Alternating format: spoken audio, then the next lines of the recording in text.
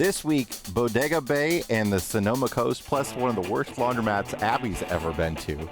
Our favorite planner, some excellent tips for booking those hard-to-get public campgrounds, and more. This is RV Miles. This summer, LL Bean wants to help you feel great out there with gear tips and advice for heading outdoors and exploring all the possibilities of the season. When you're putting together your camping and hiking gear, here's a quick hack to help you prepare for emergencies. Wrap a piece of duct tape around your water bottle. You'll barely notice it's there, but if a piece of gear breaks or gets a tear on the trail, you can pull off your tape to make a quick patch or repair. It's a mini repair kit you'll be glad to have. For more fun ideas, easy how-tos, and inspiring stories, visit llbean.com/guide.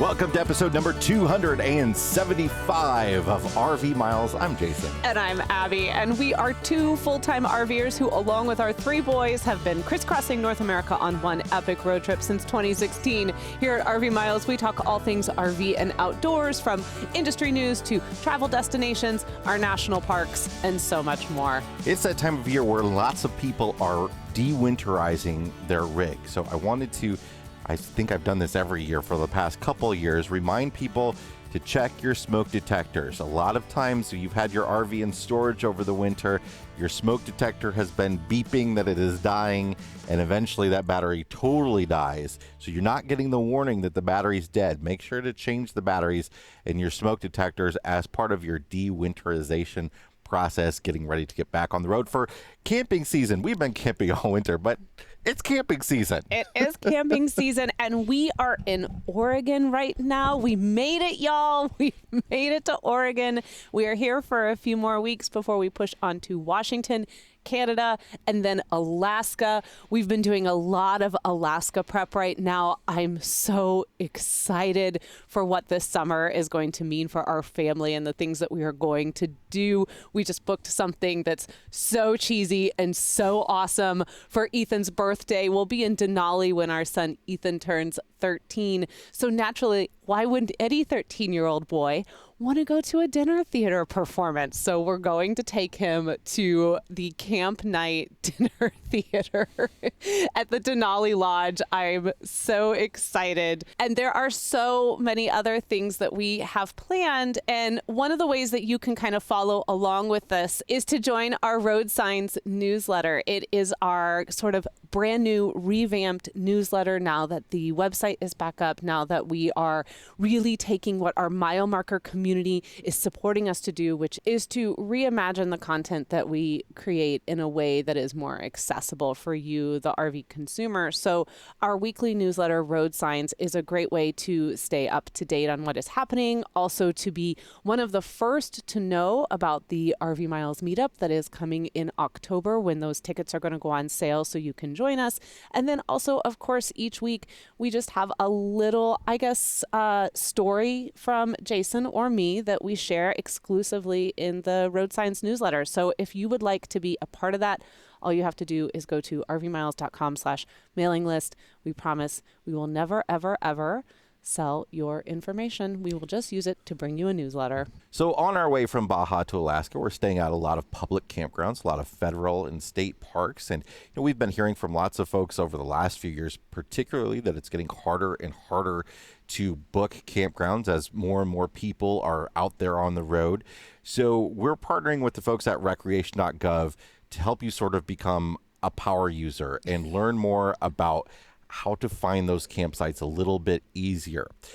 So today we're going to sort of give you kind of an intro of Recreation.Gov and talk a little bit about it. If you're not somebody that uses it on a regular basis, it's always been sort of our first go-to when we look to go to a certain area, we go to Recreation.Gov and try to find a public campground. Absolutely. So the thing about Recreation.Gov that you need to understand is that it encompasses so many different agencies, including the National Park Service, the National Forest Service, the Fish and Wildlife Service, the Bureau of Land Management, the Bureau of Reclamation, and of course, some of our favorite campgrounds in the world, the Army Corps of Engineers. But Recreation.Gov is going to do so much more than that as well. Recreation.Gov is where you're going to pick up your lotteries if you want to get into a lottery for particular hikes, especially like Angel's Landing, or if you want timed entry passes into some of the national parks. That's happening more and more, especially in our busier parks.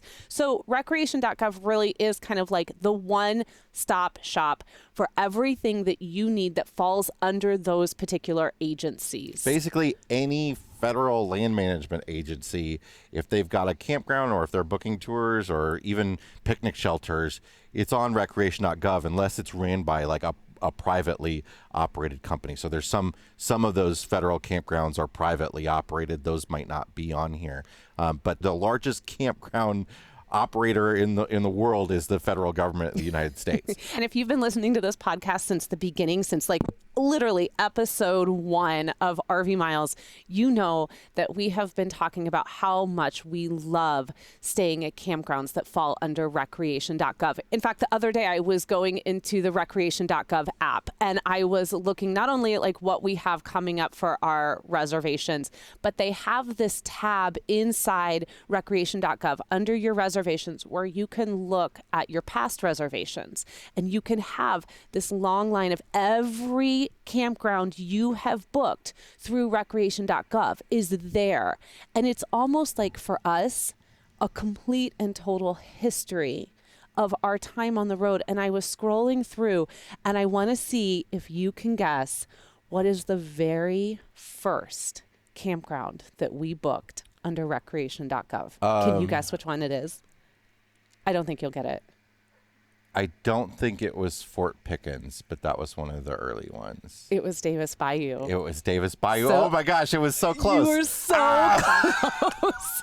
You were so close. Davis Bayou and Fort Pickens are both part of the Gulf Islands National Seashore. Yes. And so I was scrolling through and I thought, oh my gosh, I remember that. I mean, that is such a special place to us. And so to be able to go into the app and to see the history of all of the places we have been to, and I am talking, there are dozens upon dozens. And I could see in there too, like what were some of our favorite. We have been to several campgrounds like Davis Bayou, like Fort Pickens, more than once because we love those campgrounds. What's cool about that though is you can, if you say 5 years down the road, you're wanting to go back to the same campground. Maybe you don't remember the name of it. You can look it up that way.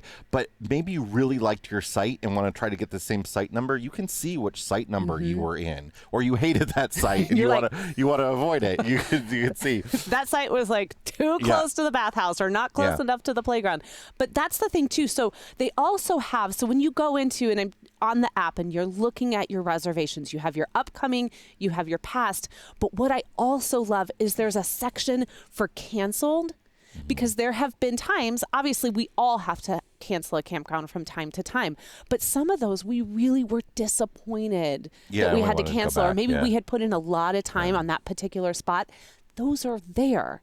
So it's almost like you have a history of that too, that you can go back and be like, oh man, remember we had to cancel like at the Watchman and we were finally in the A loop. Well, now we have that. Like, and I know this, so here's a little trick. Abby and I, so we've gone back and forth over the years of who's the campground booker. Yes. I think at first I was doing it, and then Abby took it over, and then I was doing it again for a while, and now Abby's been doing it again. And so just this morning we were talking about this segment and talking about how, taking you through how we use Recreation.Gov, and I was sharing with her how I use it, and I was like, oh yeah, you use it that way, and she doesn't. And she just kind of had her mind blown this morning, because often there have been times when she's like, I'm so frustrated finding a campground, here, take this and do it. And I do it quickly, and she's like, she gets really mad at me because I did it quickly. How did you do that? So the key is, and I didn't know that you didn't you were know this, keeping it a secret. Super simple. You go to Recreation.Gov, because like I said, this is always when we're like, say we want to go to Utah, literally the first thing we do is go to Recreation.Gov and find the campgrounds on Utah. Well, you do. Or I do. You do This is, now. I guess is I would do. I do it in a very different way, which I So, will not be doing All anymore. you do, go to Recreation.Gov and type in Utah in the search bar. Yeah. And then click on filters. And in the filters, you can click on RV sites. If you want to make sure you have electric, click on electric. Back in our bus days, we always sort of, our minimum was that we had to have electric. Now we have a lot of battery power, and it's not as important to us. But water is probably the thing that's most important Yeah. to us now, I would say, over electric. We would always just click on the electric button. But you can, whatever amenities you require, click on those. And then on the map, it will just show you every campground in Utah available for the days that you have selected that have RV sites of your length. You put your length in and have electricity. And you can then go and click on them and see what sites are available and stuff during those days. But that, especially in our early days, actually drove where we went in our travels. We wouldn't necessarily say, oh, we want to go to Arches National Park. We would know we want to go there for sure, but we're heading sort of that direction towards Utah. Let's just look where we could go in Utah that's available, because, you know, the public campgrounds are generally more affordable, especially if you have an accessibility discount or if you have the senior discount. And you can put that right in there on the app, and you get that discount right away. You know, one thing about that, you talk about sort of the free nature of our travels in the beginning. And I have to say that was something, I miss that a little bit. That particular time, I would say that first 3 years on the road, you know, we've been on the road now for 7. The first 3 years on the road were just really sort of, again, like you said, governed a little bit by like where we just found a spot on Recreation.Gov. Yeah. And we just went. And what's incredible about that is we never really had a particular destination, maybe a particular state, but never a particular destination. And that was when I think we did some of our most incredible hidden gem type discoveries. Yeah. Where we really fell in love with places that weren't necessarily the big national parks. We love the big national parks. But as you can see, 7 years on the road, we just made it to Yosemite a couple weeks ago. Mm-hmm. And there are a lot of big ones we haven't mentioned. Right. We have yet to make it to Glacier or Tetons, or we will hit Olympic, we will hit Denali, but 7 years.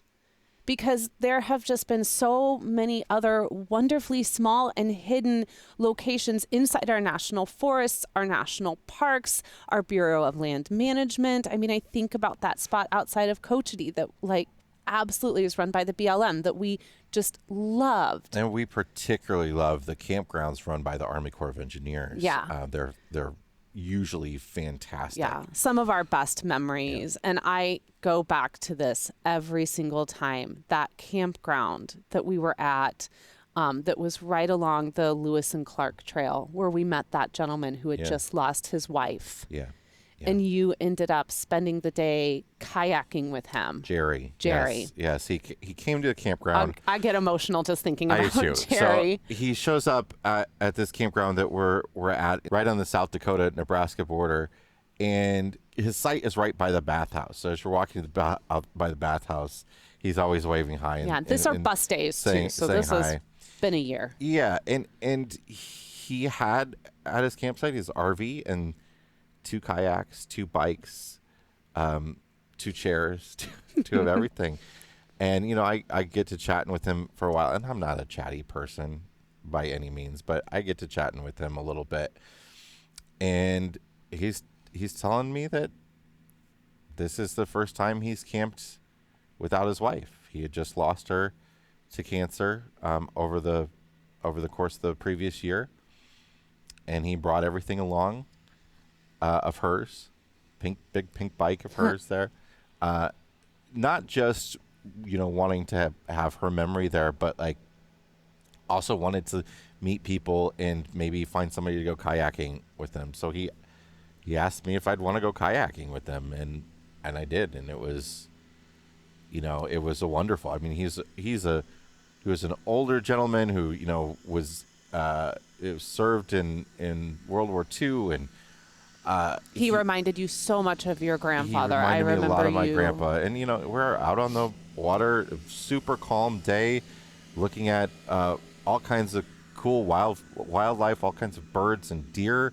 And, he just is sharing with me all of these stories of his wife. And he had some sad moments, but it was, I think it was really incredibly healing. cathartic for both me and him. Yeah.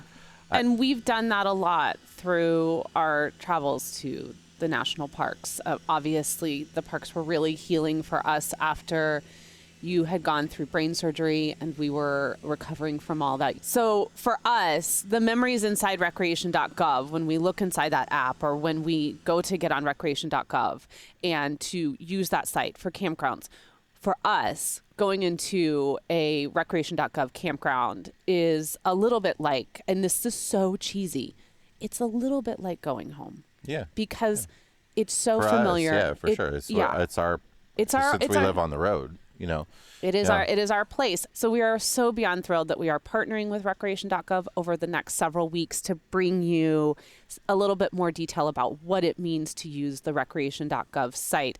But I want to make sure we touch on, because it's really important, and then we have to move on because I have tears streaming down my face and probably mascara at the same time. I think it's really important to note that do not be afraid of using Recreation.Gov if you have a bigger RV. Yeah. We have been in 38, 36, 43, and 25. And all 4 of our rigs have stayed in a Recreation.Gov campsite. And lots of them. Being able to put in your rig length is clutch. That is how you find out quickly through all of Utah where you are going to fit. Yeah, and then you get there's usually a photo of each individual campsite and love a satellite the view, so you photo. can see. I've got a 35-foot trailer. Maybe it can overhang off the back of the site a little bit, or maybe there's a tree right there and it can't. That's how we've been able to fit longer rigs into campsites, because you need to know what's behind there. Otherwise, you're going to be backing up to nothing and not be able to park your big rig into a campsite. So it truly is, to me, the best campground reservation website there is, and I wish a lot of the more private campground websites would have some similar features to Recreation.Gov. We haven't even gotten into the calendar view and clicking the next available site day and all sorts of stuff. It's really great. We'll get into that in future weeks. Regardless of our current partnership with Recreation.Gov, again, 275 episodes, we could talk for hours about this site and what this site has meant to us as full-time RVers. But we have got to take a break because I have to I'm crying and I need to get a tissue and clean myself up, because talking about that memory it's intense to relive that. So we'll be back in a moment to talk about the Sonoma coast. We'll be right back. This episode is supported by ParkWolf, the ultimate app for visiting U.S. national parks. With ParkWolf, you can view upcoming places and amenities as you drive through the park, locate the nearest gas, food, bathrooms, and pullover points. ParkWolf's wildlife maps show you the best times and places to see or avoid wildlife, along with a feed of the latest wildlife sighting photos from the parks. ParkWolf even makes it possible for you to view your live location and direction on official park maps while staying up to date on current NPS alerts and advisories. ParkWolf keeps working even if you lose service. To learn more, download the ParkWolf app for iPhone free from the Apple App Store today. Campers Card is the latest campground discount program brought to you by the team at Harvest Hosts. For just $39 a year, Campers Card members can expect to save up to 50% off nightly fees at hundreds of campgrounds and get discounts on camping gear, entertainment, and theme parks. Get 15% off your first year of membership with the code MILES. That's MILES. But if you are a current Harvest Hosts or Boondockers Welcome member, you'll get an even better deal. 25% off your first year of membership. Go to camperscard.com to join Campers Card today and save with code MILES.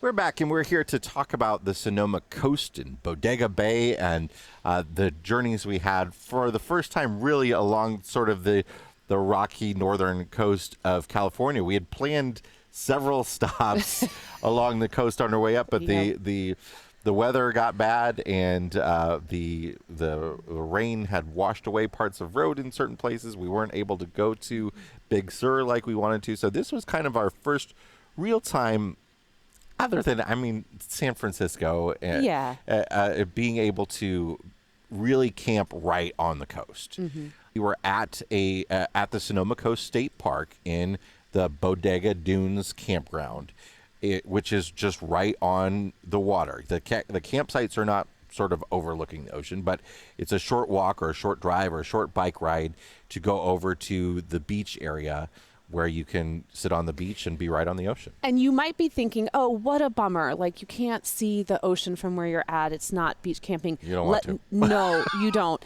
What is so wonderful about this campground is you have that access over to the dunes. You have that access over to the beach, but you are protected from the wind. The difference between being inside our campground and then walking and then being there on the beach was literally no wind to knock you over, so much wind, very, very cold, incredible waves, like spectacular. The kids had so much fun on the beach, but this time of year, a little bit cold, a lot windy, but not over in the campground. And I actually think that we had, in the loop that we were in, one of the better campsites. Yeah, Site 18. All the sites are fairly small. Really small. 25-foot Bexy. I guess there might have been a few that were bigger. We were in sites that were small. We were. And we did see a fifth wheel, I think, come in, a larger fifth wheel. But I do remember thinking, ooh, you are brave. There's a couple loops. This is one of those areas where you do want to sort of like look at the satellite view, get a photo, and see what it's like, because you might have a hill behind you or you might not, and that sort of stuff. The way it's laid out is that some sites are angled one direction and some sites are angled another direction. In other campgrounds where that happens, they would usually be like, okay, odd number sites turn right, even number sites turn left. So you end up going around and you're going the wrong direction to back into your site. And the solution to that is to go all the way out of the loop, go back up to the dump station and turn around, come back in so that you can go the right way. And very strange. Very strange. And what made it even more annoying is that when you go straight into the loop, like you assume you're supposed to based off the signs, that road. Oh, the road was bad. So torn up. So bad. And it's not torn up like potholes. It is just. It's tree roots that have lifted it in it's like a whole bunch of speed bumps. It makes a washboard road look like newly paved highway. This is a no hookup campground. They do have a dump station and a water fill at the front. We were able to get decent solar. There are a lot of trees there. We were able to get decent Starlink, even though there are a lot of trees there. But it was a great spot. Can I say, with the one who was, Jamie and I were the ones that booked these for us, that was us really looking at those spots, because that's become a really big component now of our travels, is making sure that we have open space for Starlink. And solar. Yeah. And solar. Yes, absolutely. If it's a no hookup. Yeah. And that was the beautiful thing about this campground, is we stopped looking at where the batteries were at. I don't think our batteries ever dropped lower than like 13.18. Something like that. Yeah. Like really, they were so fantastic. And part of that is because we can set up our Gazelle, which if you're watching this, that's what we're sitting in right now. And then we bring our solar generator out here and we put the panels up and we charge all day long and work out here. So we're pulling all of that necessary power to charge these big computers, and even with the kids and the camera and everything, we run that off the solar generator. All we're worrying about inside Bexy is whether or not we're going to be able to watch Love is Blind later. So that's all I'm not worried about that, because I'm not watching that show. Don't you dare lie. That show is so bad. Don't you dare lie. You sat and just watched those first 2 episodes with me. Don't even play. Don't try to come off. I cannot do this Well, don't worry, anymore. because I've been told that there are 2 2 scenes in which 2 different people will be singing, and I know how That much you definitely- love. yeah, I yeah, know how much you love when people sing to one Yeah. another on No. reality television. So anyway, it's a great state park. It's a great option to visit this Yeah. area. This is right on US 1, so it really is right along the coast, and there are lots of cool stops along the way in that area, and particularly in Bodega Bay itself. And we had a wonderful fish and chips meal at a place called Fishitarian. Fantastic. And sorry, this episode will not have any recommendations for pizza. We No. did not do not pizza have while we pizza. were in this area. But we did go and do amazing fish and chips. And this place, the Fishitarian, it's this just tiny little store, little restaurant that you're going to come into. There's really no indoor seating. There's maybe just a little, like 15 seats. yeah, like maybe. it's like a little Real tiny small. Wendy's conservatory lake. You know what I'm talking Yeah, about. yeah. But you go in and you get all of your drinks. They have a cooler and they have all of this. You go up and you order. The best part about this place is that they have gluten-free fish and chips, which is so rare. I Rare. thought your fish and chips, you got gluten-free and I did not. I thought yours actually looked better than mine. Well, that's because they were 100%. They were so good, and you just get some hot sauce going. Oh my gosh! But they so have good. like lots of outdoor seating, lots of picnic tables, so you're right there on the ocean and bread and bowl stuff. with clam Yeah. chowder. We were told was really good. Neither one of us got that, but we were told it was very, very good. Just a really cool place. Like if you really want to go get some fish and chips. I recommend. And I recommend getting the gluten-free, even if you're not gluten-free. We also had a really great meal at a restaurant nearby called Danucci's Family Style Italian Restaurant. Yes. This was like super old school Italian restaurant, family style servings of the salad and the soup and everything, and fairly Minestrone praisy soup. but with like those big Italian entrees. Yeah, can we talk about pricey? So it is expensive. So for the 5 of us, I think we spent with tip somewhere around $130. But can I list off what they brought? Yeah. Okay. It was a giant bowl for all of us of minestrone soup, baskets of bread, little fried raviolis as an appetizer, pickled vegetables as an appetizer, a big giant family size salad to start off with. Then everyone had their own entree. So this wasn't, and then you and I had glasses of wine, Yeah. which the wine list was fantastic. Did you mention because the soup? I did mention the soup. It's like it was like a vat of soup. There was so much food. When you compare what we spent there to what we were spending if our family wanted to go to dinner in San Francisco, vastly different. And the service, they were so nice, and you could tell that this is really a community supported restaurant. This is like one of those places where it's like you walk in and it's lots of like old wood paneling. Yes. There's like you walk in through the bar before you get to the dining room in the We back. did walk in and I was like, wait. And there's like people at the bar. There's like the neon signs and stuff. And then you Yes. get to the back room and all the tables are named after somebody. So it feels like it almost feels like a Wisconsin supper club type place. Yeah. In a way to me, but it was sort of a just one of those awesome roadside eat places. And it was really delicious. Yeah. I mean, and this is the kind of stuff that we get so excited when we find. We know that there's all the places like the Fishitarian that are really highly recommended if you look on a TripAdvisor or something. And, this is where everyone who's visiting that area is going to go. But we love when we get to find just sort of off the main strip, like where does everyone who lives here go to eat? And they definitely go to this place. In fact, there was like a 2-year-old celebrating his birthday a couple tables down from us, and they had brought in their own cake, and the restaurant cut it up for them, and everyone sang happy birthday to the little boy. It was so charming. In touristy areas, we always find that if you eat where the locals eat, you will be pleasantly surprised. That was definitely how we felt in like Gatlinburg Yes. and Pigeon Forge. Like, don't eat at the big chain or the big. I don't. They're not necessarily chains, but the big themed restaurants. The Mellow Mushroom or something. You don't area. need to go to a Mellow Mushroom. Go to where the to- locals eat. Yeah. Look it up on Yelp and find them. Yeah. We did take one hike in the area, which was over the ocean, over sort of like the rocky crashing waves.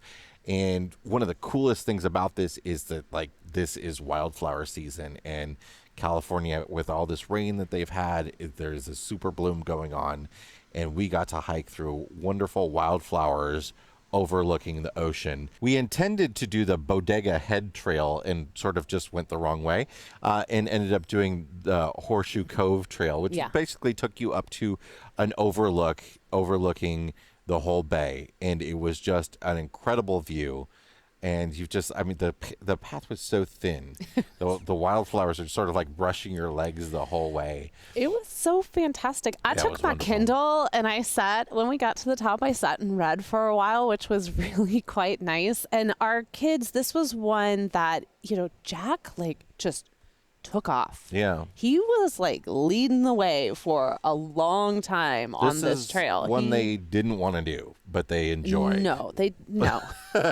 Which is pretty much 99.9% of every trail that we get on. Now, I will say they did absolutely, and we're going to talk about it in a future episode, the redwoods, I think for our kids will go down as some of their favorite hikes of all time. The redwoods spoke to our children in just a way I haven't seen from them in so long. It was so fantastic. And so I think this was kind of leading up to it, and the terrain is changing and the scenery is exploding with color, and it's clear that we're experiencing and seeing things as a family that we haven't experienced before. We've never been in the Pacific Northwest. It is so vastly different from Southern California, from the Midwest, from the desert that we spent all winter in.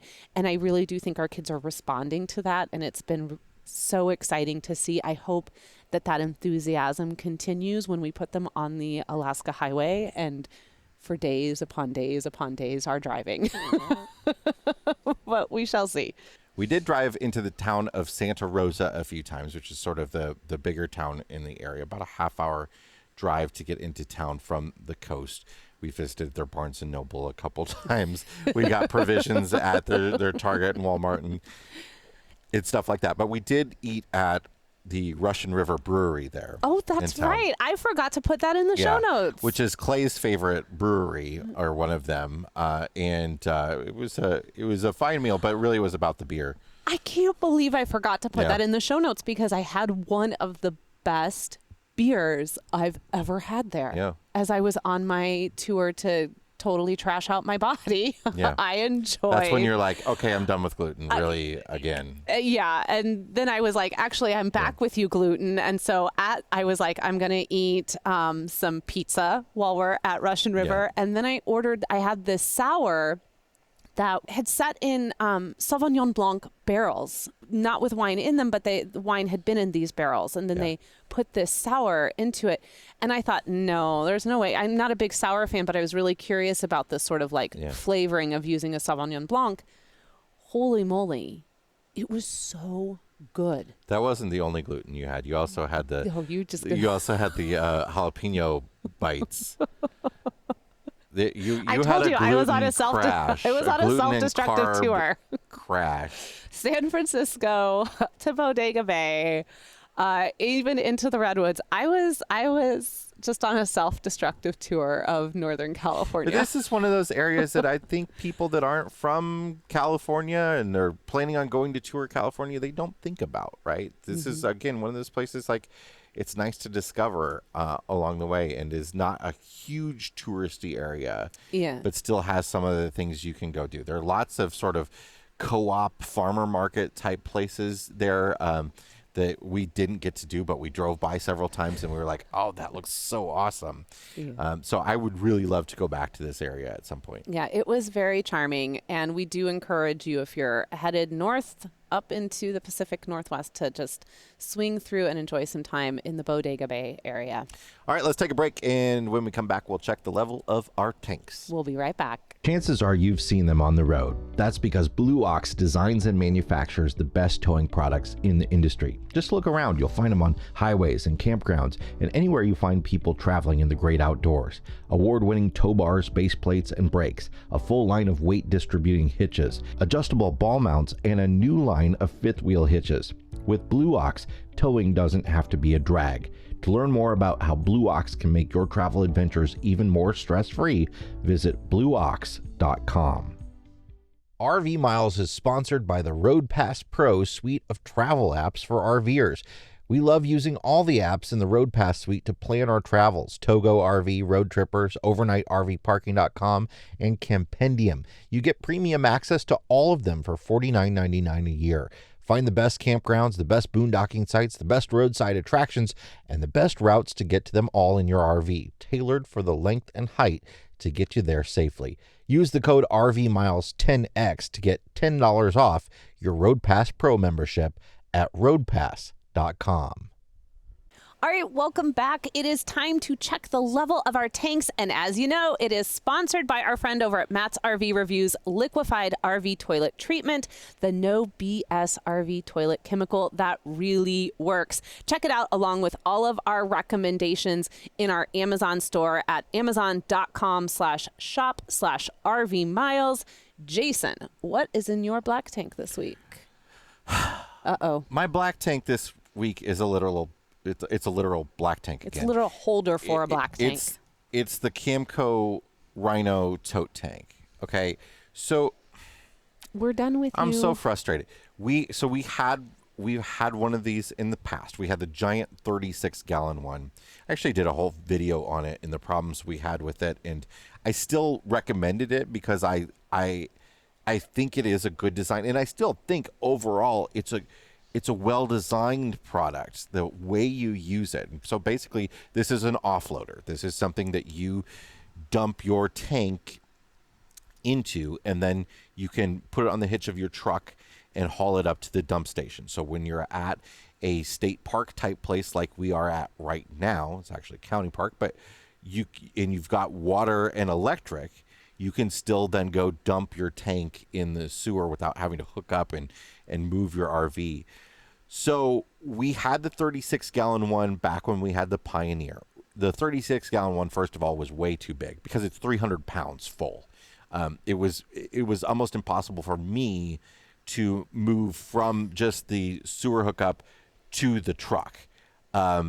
So I would fill it maybe half full. Now with the Ibex, we knew, again, we were going back to doing a lot of no sewer campgrounds. We thought we would get a little one because we have a ladder now that we can hang it off of. They have a nice ladder hanger on the back of them, so you can hang it right on the ladder. 2 little slots for some ratchet straps to strap it right to the ladder conveniently. It holds onto the ladder really well. So we've got the little 15-gallon one, and I used it for the first time yesterday. You took the pieces for it outside of the actual tank itself, the pieces for it out of the box. They're still in the box. Yeah. So the sewer hose that it comes with a short sewer hose, was malformed. It has a literal hole in it. It was just dripping right out of it. Like, not even dripping. It was flowing right out of the hose. Thankfully, that was gray tank. Yeah, thankfully we were only dumping our gray tank with it. But the sewer water was coming right out of the hose when I first went to use it. And when I hooked the hose up to the connection on the tank itself, it's that bayonet connection that all sewer hoses use, where it's got sort of like there's like 4 nubs on the thing that the hose is connecting to, and then there's the bayonet fitting that turns and locks in. When I did that, one of the little nubs broke right off. So I imagine that's a spot where this thing will leak in the future as well. I I didn't get finished saying though. The last one we had, the 36-gallon one, we had sprung a leak in the tank itself. Yeah. So I would be hauling it up to the dump station, and it was leaking right out of it. And I tried many ways to patch it, and the leak would just. It was because it was a seam. It wasn't just a hole. It was a seam that was just gradually splitting open. That whatever repair you did to it, the seam would just continue to split. And I know that a lot of you will probably say, well, you need to contact them and they'll send you a new one. Yes. I'm sure they would. We've heard that they will. Do you know how difficult it is, though, when you're sitting at a campground where you can't receive packages and you have purchased this item in order to extend and be at this campground that you're at? And now you can't use it because it's already broken. Like, that was when we were outside of Yellowstone. We'd barely used it, and it was already broken. I can't just have Camco send me another one to a state park in Idaho. I can't have them send me a new one here to a state park in Oregon. It's not possible. So it's about in the moment. Yes, you can get home and get a new one, but this is now the second time that this has happened on almost a brand new product. No. Wait a minute. This is the third time, because when we were at Yellowstone, when that happened, it actually had been leaking for a while. Yeah. When that happened, we drove all the way to Idaho Falls to buy another one. And we bought another one. And that's when I did that video. I was like, look, that one event, when we put that one in storage before we moved into the Sabre. Yeah. I noticed that it was leaking as well right when we put it into storage in the exact same spot that the previous one was leaking. Okay, so 3 times now. So we're going to remove this from our. Unfortunately, it's a great, the way they have it set up for you to dump. Yeah. It's really smartly done. You don't have to touch anything gross. There's a tank sprayer built in. There's a lot of smart things about it. It's just manufactured poorly. I've talked to a lot of people that have had issues with the wheels as well, with the wheels just coming off. That doesn't sound like a really enjoyable thing when you're trying to drive, your waste to the dump station. So we've had this for a really long time in our Amazon shop, and after this experience, we have to remove it. This is going on really long, but one more thing, so we actually really love the Rhino sewer hoses. Yeah, those work really well, and they're really sturdy. They whatever their high-end model is, I think they call them something special, but they're expensive ones, work really well. And the hose that came with the 36-gallon was that type of hose. Mm-hmm. The hose that came with this one, super, super cheap hose. Like looking at it super over there. Cheap. Yeah. Yeah. So we can't say we recommend that now. If you've got a recommendation for a tote tank that hasn't leaked on you, I'd love to hear about it. Yeah, because we really anticipated a few places coming up where we're going to need this. And it was still usable. Jason was able to just get out. But it's really hard to use with your 15-foot sewer hose. I watched you. You really want that short hose, because I had to you fill that hose up and then you have to lift all of it out of it, because you don't want to overfill this thing. It's tiny and our tanks are bigger than it. So you want to be able to put the right amount in. Yeah, it was a pain. I was watching you and I felt for you. It's pretty awful. All right, what is in your fresh tank this week? My fresh tank is these new planners that we have been using. They're paper planners. I actually had one before and really loved it. We've gone back to using paper planners, and it just happened to come up on our mile marker live stream when we were talking to folks.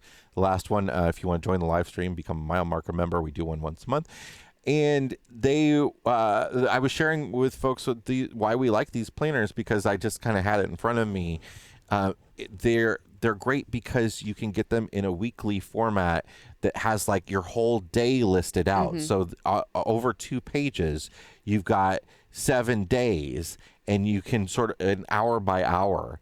So you can have every single day, plus at the end of the month there is a month calendar in there as well, and there's additional places to write other things and notes pages on the back.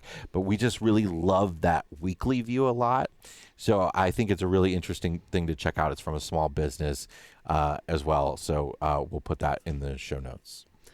Ooh, the sun just came out in here. It did. It's got much brighter in here. Oh my goodness gracious. It's actually a little too bright for the camera right now, but that's okay. Sorry, enjoy that if you're watching, it's bright. So happy to see some sunshine. So happy to see some sunshine.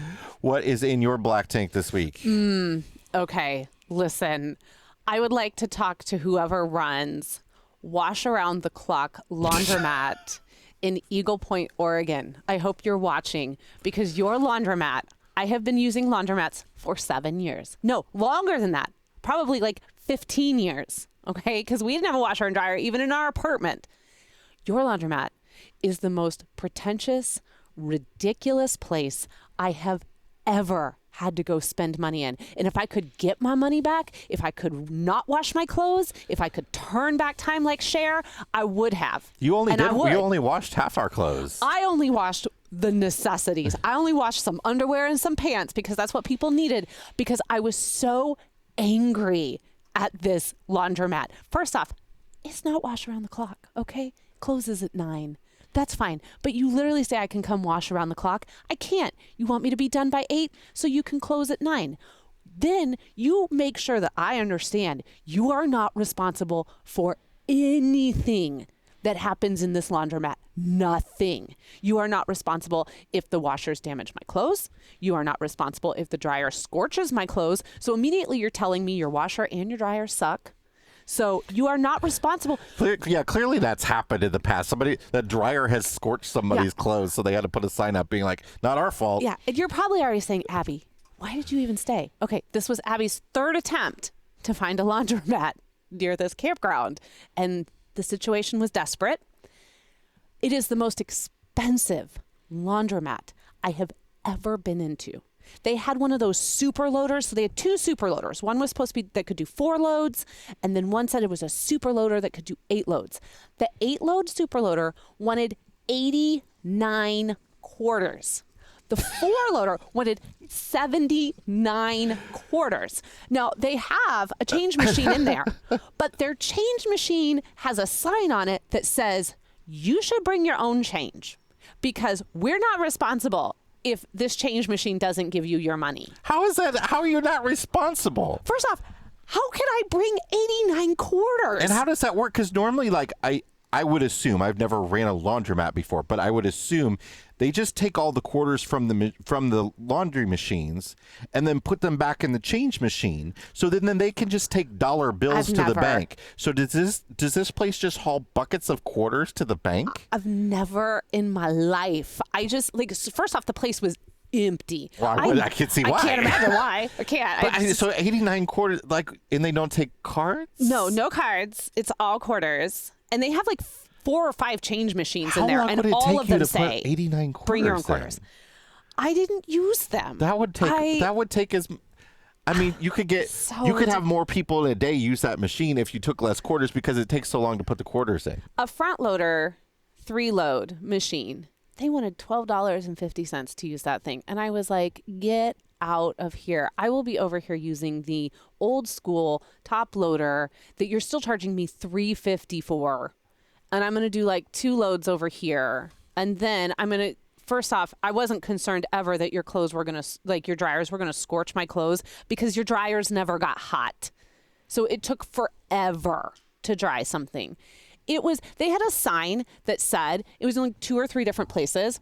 For emergencies, call closes at 9 p.m. You sent me a picture of it when you were there. It's like one of those like fill in the blank signs. Like you buy the sign from the hardware store that says for it in case of an emergency call, and then there's a line for you to enter your phone number, like with a marker, right? Yeah. And so they've put closes at 9 p.m.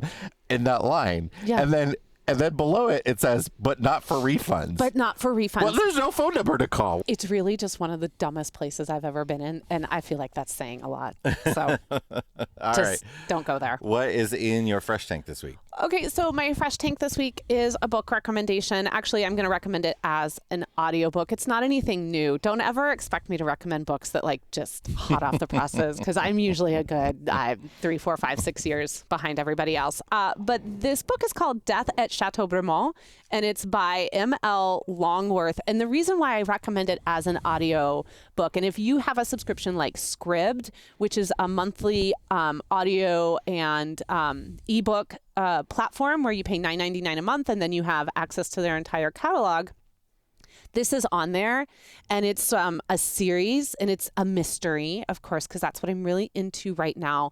But the reason why I recommend it as an audiobook is because it's set in France, and there are going to be a lot, unless you are fluent in French, there's going to be a lot of really beautiful names that you may not say in your head in the lovely way that they're supposed to be said. And this narrator, she's so good about switching between an accessible French accent that you can listen to and then just switching back to a standard American or standard English dialect. And I really enjoyed it. It is set in modern times. It has these two characters that they're investigating this murder at a chateau, obviously.